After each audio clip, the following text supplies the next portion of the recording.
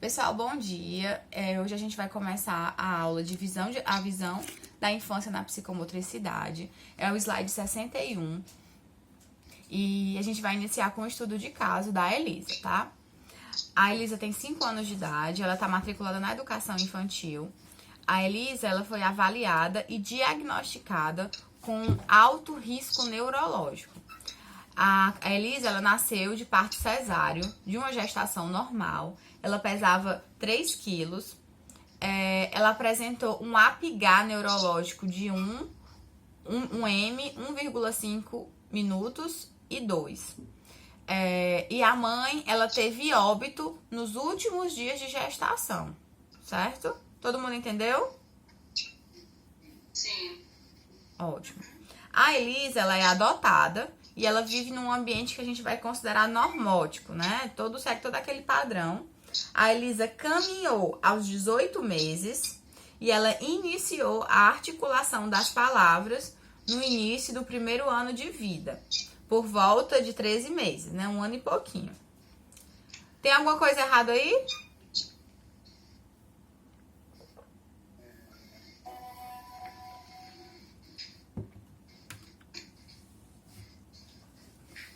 Ela começou a andar com 1 ano e 6 meses. Isso.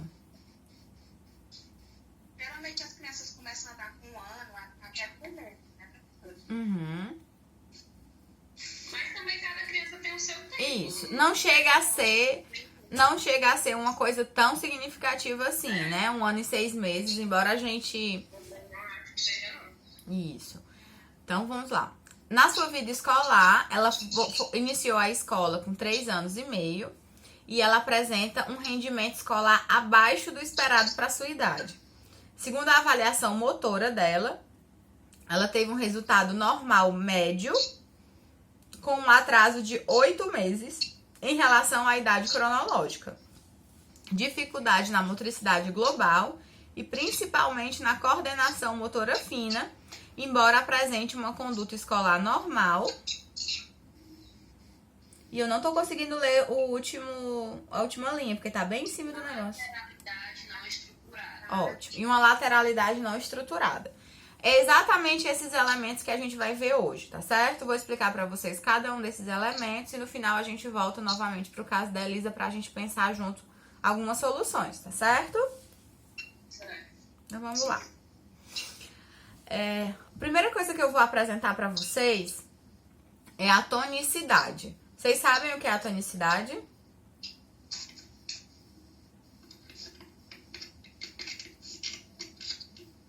É isso mesmo que vocês estão pensando, né? A tonicidade, gente, ela é o alicerce fundamental da nossa estrutura biológica. Pra minha mão tá desse jeito, tem que ter uma tonicidade que permita ela ficar assim ou não assim, certo? Então, a gente usa muito a expressão, né? Tônus muscular. E é exatamente isso, essa rigidez. A gente vê muito essa expressão na academia, né? Todo mundo aí agora vai virar crossfiteiro de casa, né? Porque a moda agora é malhar em casa. Então esse tônus muscular, gente, ele também vai sustentar o nosso tônus biológico. Lembrando do que eu falei hoje no começo da aula, que tudo que se processa a nível do cognitivo e a nível do emocional é um processo biológico, certo? E, em geral, a tonicidade, ela vai ter manifestações voluntárias, mas ela é principalmente uma manifestação involuntária. A gente não tem tanto controle assim sobre o nosso tônus. Ele geralmente vai variar em relação à intensidade e à distribuição no nosso corpo. Não é incomum que algumas pessoas tenham mais força na perna do que nos braços, ou nos braços do que nas pernas. Alguém faz academia aí? Eu faço. Acontece com você, Ramon? Pode só repetir, por favor, que eu não entendi. Acontece com você de você ter, por exemplo, mais força nos braços do que nas pernas? Conseguir fazer determinados exercícios. Às vezes, isso é muito comum. Numa perna, você consegue fazer com uma determinada intensidade. Na outra perna, você já não consegue fazer tão bem. Acho que é um exemplo bom aí, tá? Então, isso mostra como... Acontece muito quando eu vou levantar o braço, tipo, fazer um exercício um em cada braço, aí tem um braço que eu consigo fazer com mais facilidade e outro eu procuro menos esforço, tipo isso. Eu Isso. acho que todos têm isso, professora, porque eu também tenho. Não, todo mundo tem. O natural é que a gente tenha, né? Inclusive, quando se malha direitinho, bonitinho, os professores de educação física, eles vão trabalhar para que a gente diminua cada vez mais essas diferenças. Mas essas diferenças são naturais, né? Inclusive, quando a gente fala de beleza, vocês sabem por que vocês acham determinadas pessoas mais bonitas do que outras? Sei. Quem é que sabe? Como é? Por que a gente acha determinadas pessoas mais bonitas do que outras? É uma questão de identificação, né? Se eu disser pra vocês que não é. Oi? Não é? A identificação, ela é um processo de percepção. Aí isso vai passar pela sua história de vida, isso vai passar pelo seu desejo. Mas quando eu tô falando de beleza, por exemplo, vocês já viram aquela pessoa que todo mundo achou bonito? Tipo Gisele Bündchen, sei lá como é que fala o nome dela. Todo mundo acha ela bonita? Eu acho bonito. Pronto, essa questão estética.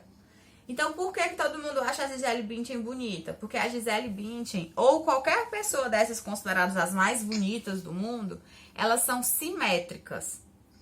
A beleza, ela é considerada uma proporção. Então, em geral, nós somos diferentes, né? Mostrando aqui meu rosto, eu não sou nada simétrica. Eu tenho um lado mais para baixo, o outro mais para cima, né? Aqui não é igual de um lado para o outro. Então, o que faz a gente reconhecer as pessoas como bonitas, além dessa questão da mídia, né? Enfim, todo esse processo, isso aí entra muito mais nos conceitos de percepção. A beleza considerada universal é a beleza que ela é simétrica, tá? Deixa eu dar um exemplo. O lá, que é muito famoso, o Tom Cruise, ele não tem nada simétrico no rosto dele, mas ele é considerado um dos atores mais bonitos do mundo. E o rosto dele não é simétrico. Inclusive, os que são até entramelados, a boca torta, o nariz pouco. Mas com que você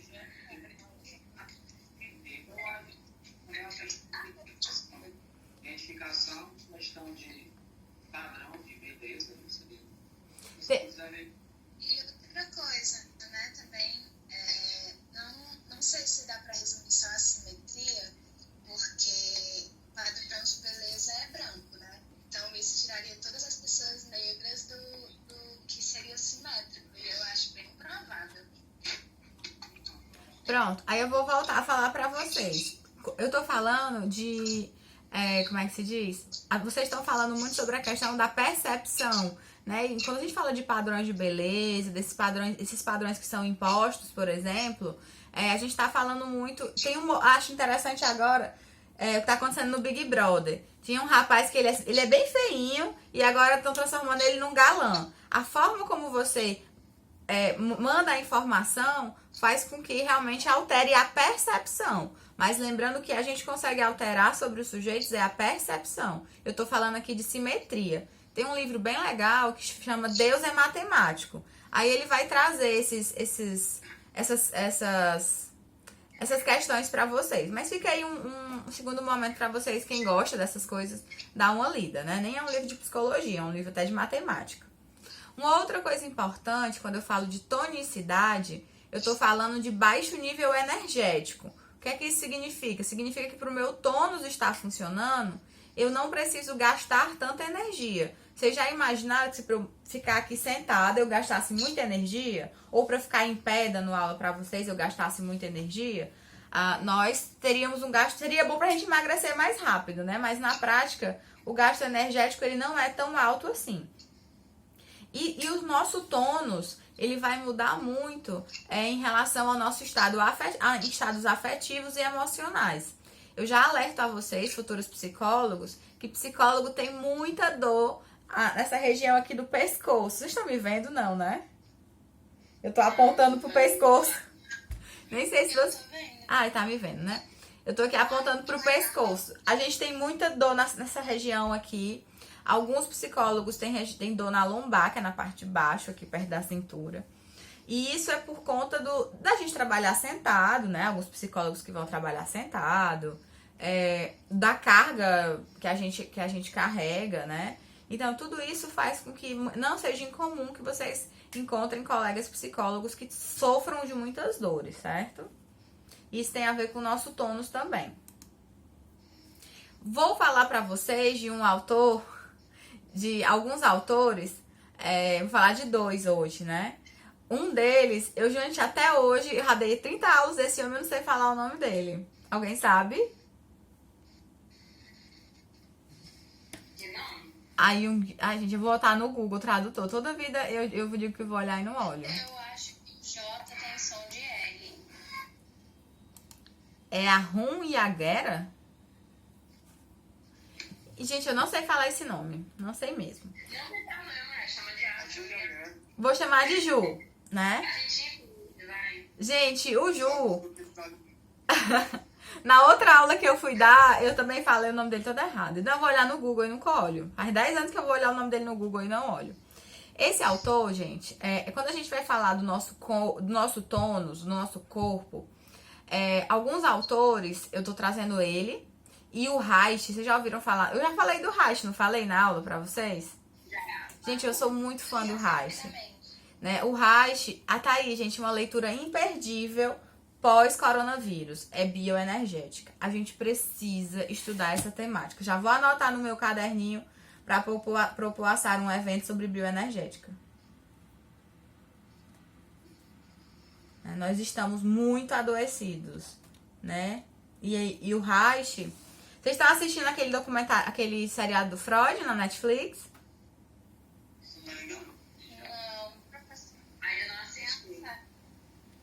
Gente, tem uma série no Netflix chamada Freud. Eu assisti um episódio. Vocês gostaram? Eu assisti tudo. Eu achei assim, pra efeito de filme é bom, mas não retrata a realidade, não. Não, né? Me disseram que fizeram de Sherlock Holmes, eu nem assisti ainda. Também me disseram isso. Mas, de verdade, só tem mesmo a questão dos personagens, né? Os nomes, né?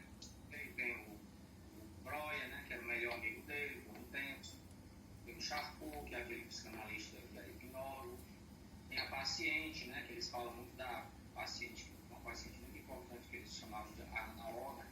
Então tem muitos, assim, os participantes do filme realmente são figuras que existiram na realidade, mas a história não é real, não, mas é porque é uma ficção. Sim, sim. Mas voltando ao Reich, o Reich, gente, ele foi um dos dissidentes de Freud, né? O Freud, naquela época, quem assistiu o seriado, vai mostrar que o Freud, ele causou muitas inimizades, mas pós ele explodir, né, ele estourar como um autor reconhecido, ele também vai ter muitas amizades. E o Freud estudou, né, psicanálise com uma série de personalidades muito famosas, vocês conhecem. Vocês já devem ter visto o meme do Lacan. Vocês já viram aquele meme do Lacan? Só saia de casa quando você entender Lacan. Sim. Gente, o melhor meme de todos os tempos. Então, assim, Freud teve vários grandes autores que estudaram e trabalharam com ele. Inclusive a filha dele, a Ana Freud. Ela é muito reconhecida no campo da psicanálise infantil. E o Reich foi um desses psicanalistas, né, que discordaram em determinados pontos com Freud, e ele vai desenvolver a teoria da bioenergética, que eu particularmente acho muito interessante.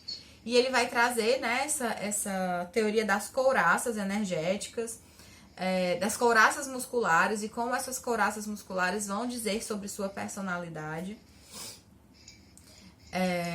Ele vai trazer também muitas informações sensoriais e vão relacionar aos processos de inteligência. Então, hoje a gente fala muito em estimular a criança.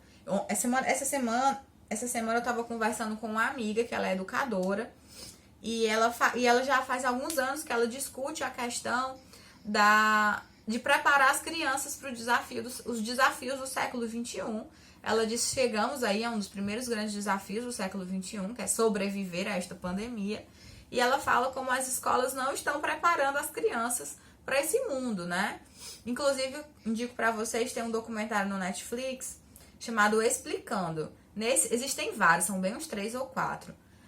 Tem um explicando lá que é exatamente sobre pandemias. Ele é de 2019, inclusive o Bill Gates é um dos donos do documentário, ele que fala, e ele vai falar, né, sobre as pandemias, a grande preocupação, né, da humanidade nesse momento que a gente está vivendo com as pandemias. E menos de 4 meses depois que saiu o documentário, aconteceu o que aconteceu. Então, sim, as crianças do século XXI precisam ser preparadas para coisas como essa. E como as escolas estão falhando, né, em educar, em desenvolver essas crianças para essas dificuldades. E como a gente precisa trabalhar esse corpo, né, como nós estamos enrijecidos, como nós estamos enjaulados. Como a gente não consegue utilizar ao máximo do nosso corpo, como nós não somos estimulados a essas expressões, que vão nos ajudar, né, nesses momentos de desequilíbrio, que vão nos ajudar em todas essas dificuldades, certo? Então, nós temos muitos desafios. Alguém pode ler pra mim esse negocinho azul, que tá em azul, entre aspas? Todo movimento. Todo movimento realiza-se sobre um tônico. E um dos seus aspectos fundamentais é sua ligação com as emoções. Então, as nossas emoções, gente, elas existem dentro desses processos tônicos, né? Então, tudo que nós expressamos, eles vêm daí. E por isso que é muito importante a gente trabalhar. Alguém aqui trabalha com terapia ABA? Não. Com quem professor?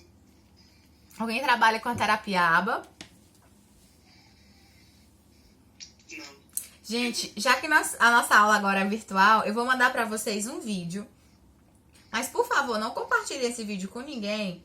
Eu vou mandar um vídeo da minha sobrinha fazendo terapia ABA, certo? Certo. Por que eu vou mandar esse vídeo pra ABA? Ela é autista.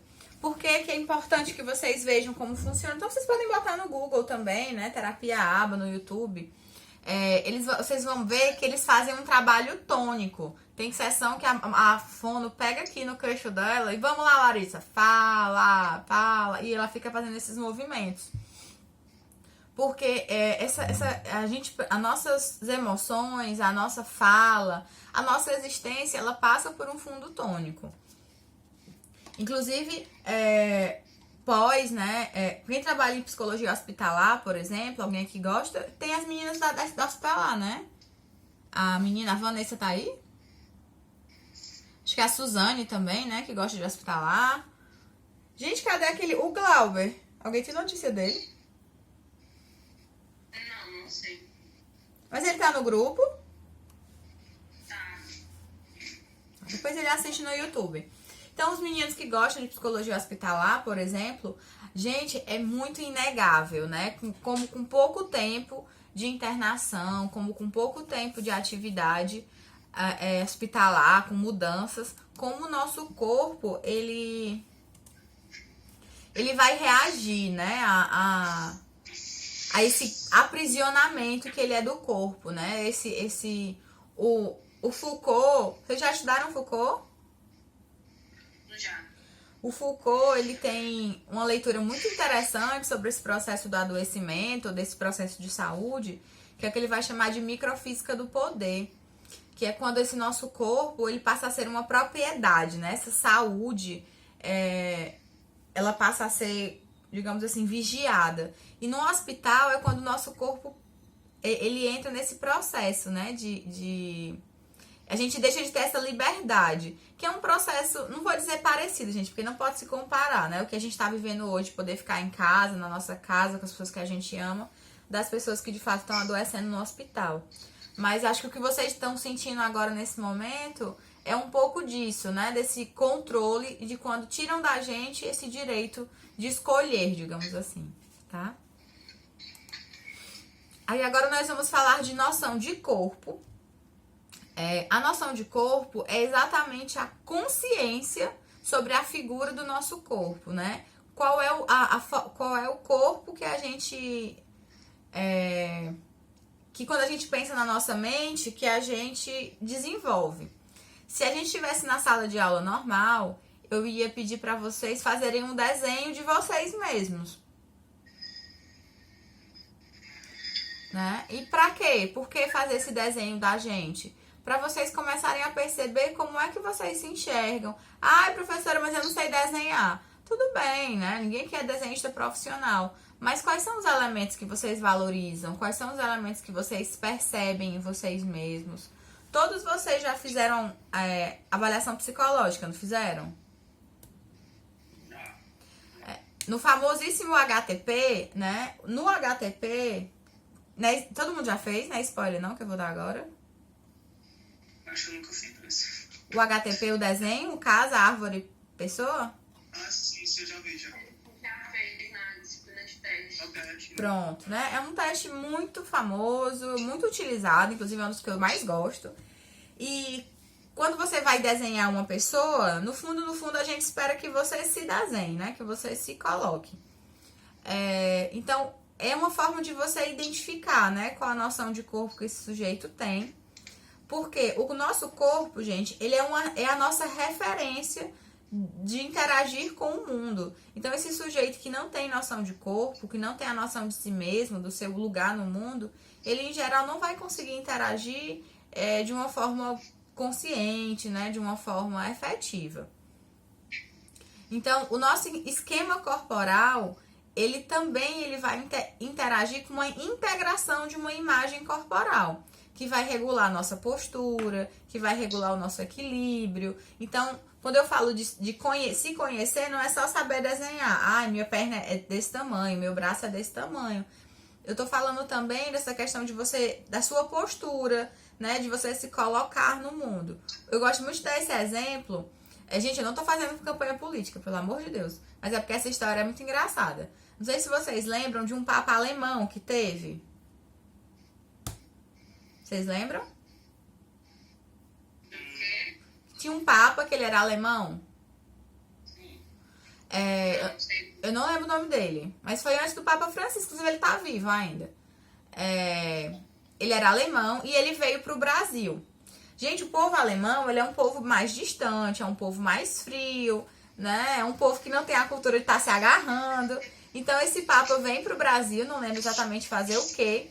E na época o presidente do Brasil ficava todo tempo pegando nele, conversando e pegando, conversando e pegando. E nesse vídeo que tá só circulando no YouTube, você vê esse presidente pegando e o Papa fazendo assim, sabe? O presidente vinha, pegava e o Papa fazia assim. Por quê? Porque essa questão de pegar é uma coisa muito nossa. Nós temos uma cultura de muito toque, né? Que não é um costume europeu. Então, quando a gente fala de esquema corporal, a gente também tá falando desses processos, né? De invasão ao corpo do outro. Aí agora, provavelmente, eu ia fazer com vocês uma vivência. Se Deus quiser, quando a gente retornar, eu vou fazer. Que é a vivência da noção corporal. Da gente reconhecer a nosso espaço corporal, né? De si com o grupo. Tá certo? Mas eu não vou dar spoiler, não. Eu tenho fé que nós faremos ainda, tá? Vou anotar aqui pra não esquecer. E lembrando também que quando a gente fala de noção de corpo, eu também estou fazendo relação, né, com dados intracorporais e dados extracorporais. O Luiz hoje trouxe o exemplo do Fábio Júnior, que está internado, ele estava apresentando sintomas de Covid e não era Covid. Muitas vezes a pessoa, ela não tem, gente, ela não tem uma leitura dos seus próprios sentimentos. Aí entra aquela velha máxima. Eu não sei se eu estou com fome ou se eu estou com sono. Já aconteceu com vocês?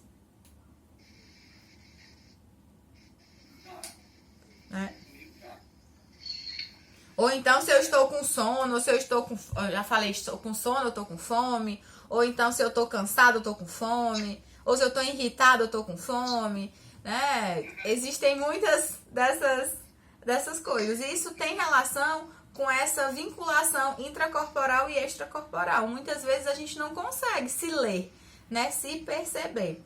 Tem um autor, acho que é o Daniel Goleman, que ele vai falar das inteligências múltiplas, né? Ou então o Celso Antunes, que é um brasileiro que tem uma teoria muito parecida com a do Goleman, que é mais conhecida a nível internacional, que eles vão falar da inteligência da inteligência e no qual você tem a capacidade de se ler. Ele vai trazer a inteligência no qual o sujeito consegue ler os outros, mas ele destaca muito a inteligência desse sujeito que conhece a si mesmo, né? E agora nós vamos falar de equilíbrio. Eu adoro essa imagem. Vocês já viram essa imagem em algum lugar? Ah, gente, tem um livro muito legal. Olha como é bom estar em casa, ó. Vocês já viram esse livro?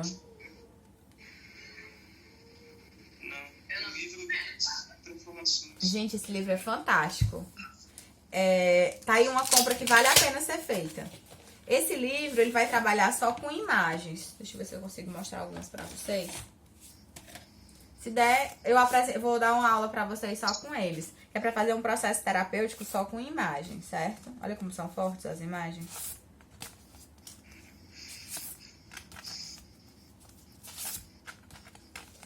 Mas eu vou apresentar isso pra vocês, gente. E gosto muito dessa imagem que vai fazer referência, né? O que nós estamos vivendo muito nesse momento, né? A diferença daquilo que nós sentimos para a diferença daquilo que é óbvio, que é racional, né? Que tem mais sentido. E isso é o equilíbrio. É você conseguir, literalmente, fazer a manutenção da orientação desse corpo. Quando eu tô falando em equilíbrio dentro do processo de psicomotricidade, eu estou falando muito mais do processo motor. E aí a gente tá entrando no que vocês estão estudando bastante, né? Essa questão motora. E quando eu falo dessa questão, dessa orientação do corpo no espaço motor, dessa manutenção e orientação do corpo no espaço, eu não posso deixar de falar da gravidade, né? Essa gravidade também nos ajuda a nos mantermos, né? Equilíbrio, em pé, caminhando. E todas as outras nossas funções estão relacionadas a isso. Então, assim, eu tenho toda uma orientação biológica para que, de fato, a gente consiga se manter em equilíbrio. É por isso que quando você tem uma dor de cabeça, é por isso que quando você tem qualquer mecanismo biológico que não esteja funcionando da forma esperada, a gente geralmente não consegue ficar bem. A gente entra no que a gente vai chamar de desequilíbrio. Então, o nosso equilíbrio ele não está só relacionado a essas questões mais motoras, mas também as questões motoras que são internas, digamos assim, né? São essas questões do nosso funcionamento fisiológico, tá?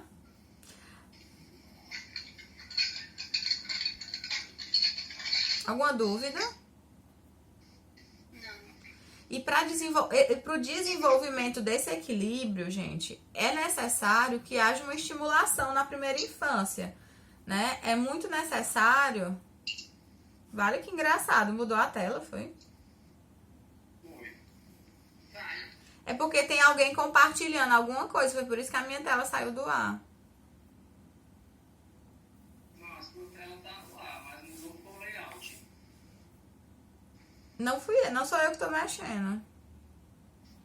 Enfim. Voltou, não? Não.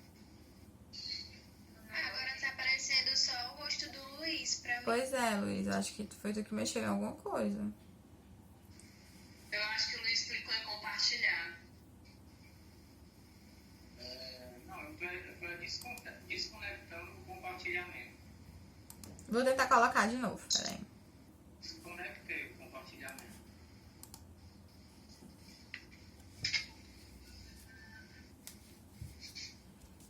Vai dar certo, só um minuto. Então, lembrando que esse equilíbrio, ele é uma conquista, tá? Ele não é um processo inato, natural. É muito importante que essa criança seja desenvolvida para que ela, de fato, consiga, a contento, chegar nesse equilíbrio. Pronto, já tô procurando aqui na aula que estamos.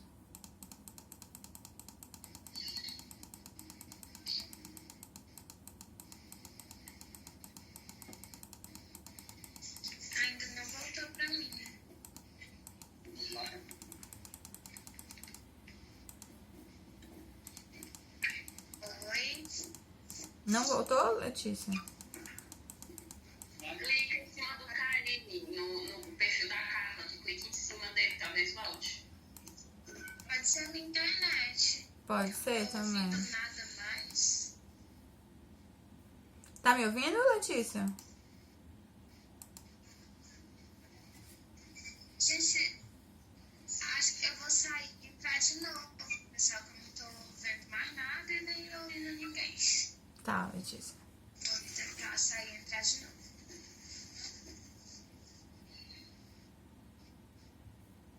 Pronto. Vocês estão me ouvindo? Eu tô. Pronto. Agora eu vou falar do famoso e temido lateralidade. Todo mundo aqui consegue distinguir esquerda e direita sem sacrifício?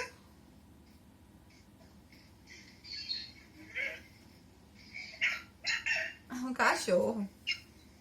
Oi. Não tô entendendo nada, tô lá no vídeo. Eu queria fazer uma pergunta sobre o EPI.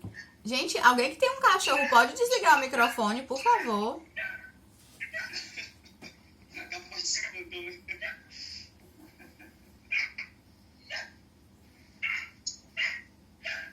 Pode falar, Eu Ramon. tô ouvindo cachorro.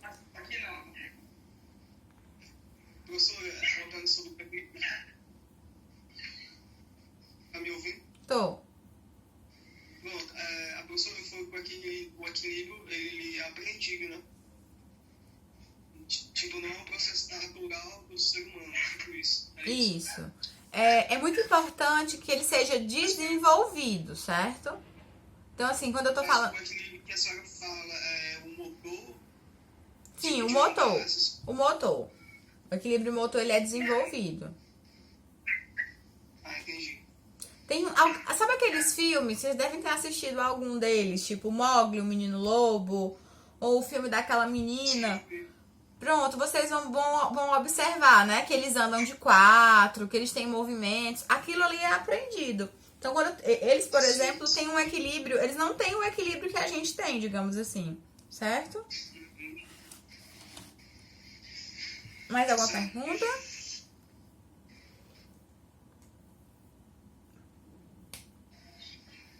Podemos seguir?